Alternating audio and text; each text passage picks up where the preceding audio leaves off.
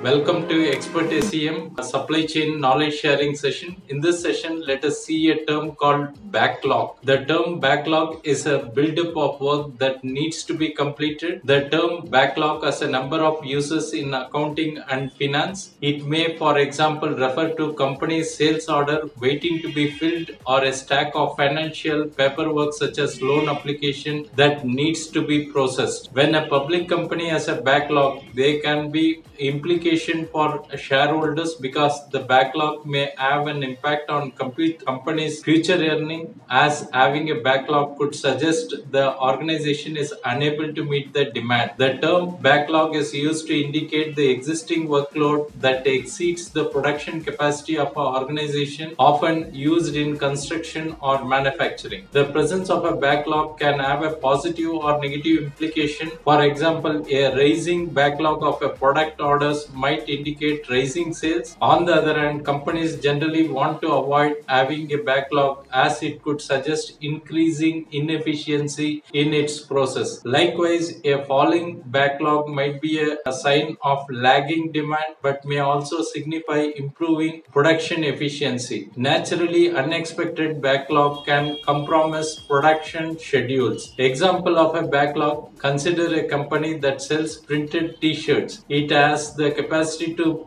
do 1,000 t-shirts a day. Typically, this level of production is right in line with the demand for the company shirt as it receives the same quantity. One month, the company unveils a new t-shirt design that quickly catches the market. Suddenly, it is receiving 2,000 orders per day, whereas the capacity is only 1,000. Because the company is receiving more orders each day than its capacity, its backlog grows by 1,000 shirts per day until it raises its production capacity. Thanks for watching. Bye.